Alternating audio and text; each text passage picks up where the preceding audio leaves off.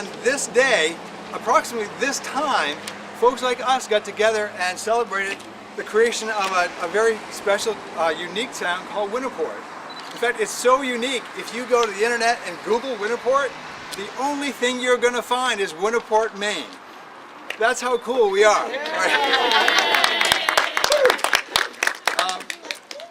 I don't know about you, I really enjoy calling Winterport my hometown. I moved the business here 10 years ago because we have a sense, more than community, it's a family here.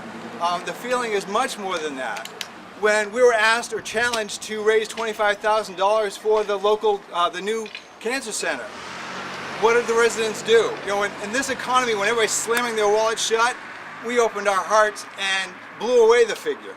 You know, when local folks are in trouble, right off the top of my head, like Gabe Allen or Peter DeJaneiro, again, we did what a family would do. We rallied behind them, and that kind of support you just don't find anywhere else. I don't know of another town that came together and raised that kind of money that we did.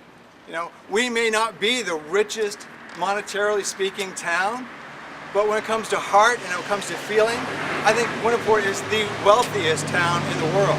I really do.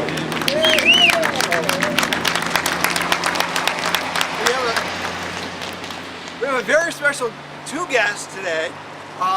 He looks very familiar. Both of them look very much like Phil Watula, our town manager, but that's not the case. We did some time traveling, and we're going to have a couple of gentlemen speak about actually what happened 150 years ago. So it's my honor, first of all, to introduce the Honorable R.A. Rich. Thank you, Bernie. Ladies and gentlemen, I'm happy to see you this evening under such auspicious circumstances.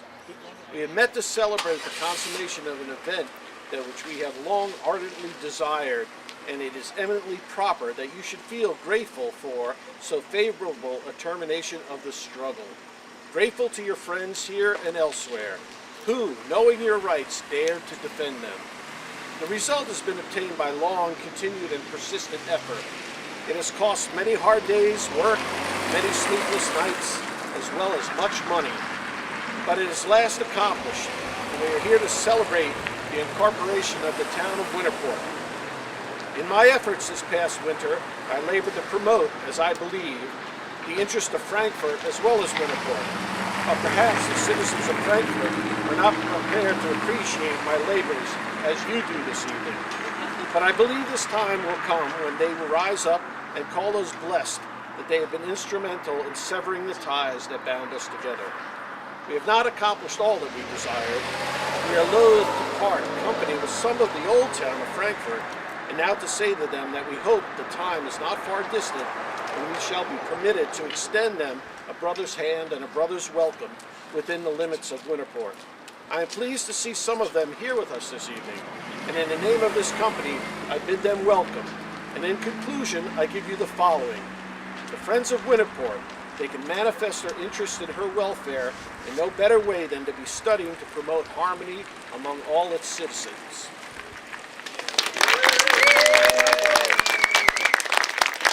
Now, as I do every day, I'm changing hats. Yes, it's my great privilege again. Actually, what Mr. Rich did not tell us was the fact that it took 9 years for this separation to happen. It didn't happen overnight. It took some time and effort. So now it's my honor to introduce the Honorable Otis Kaler. Which Kaler Street was named after. Yeah. Ladies and gentlemen, we have met together this evening to celebrate the organization of the town of Winterport. Many of us enlisted in this enterprise some 10 years since.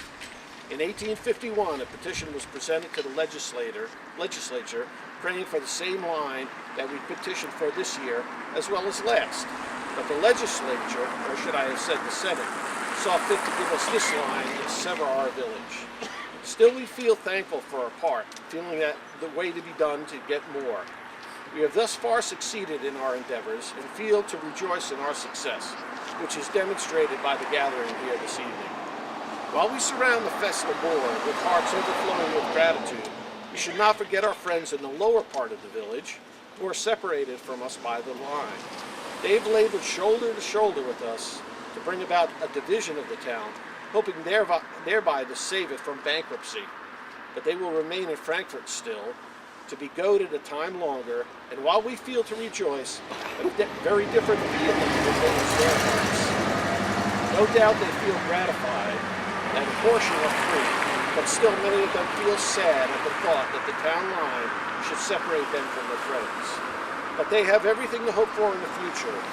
The annexation of this village must be effected in no distant day, but I am admonished that I must be brief, as there are others, Mr. Thibodeau, who are willing to partake in the bounties of mine host, and will close with the following. Our friends in the lower village who are separated by the town line, may their watchword be annexation, and may they never cease to echo it until they shall accomplish this purpose. Just so that you know, when Winterport initially was made a town, Sampson Street, where the sewer and water district is located, was actually the town line. From there down it was Frankfurt. So, Thank you much. thank you.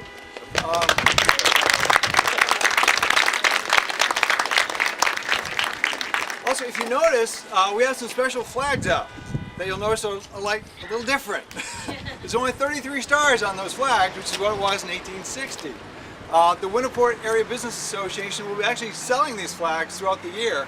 We're going to be hoping to line the streets with them for our celebration. We'll let you know more about that later too, so that you can have a chance to purchase one of those as well. Now it's my privilege to introduce our very esteemed representative, Mr. Michael Thibodeau. Where'd he go? He's hiding in the back.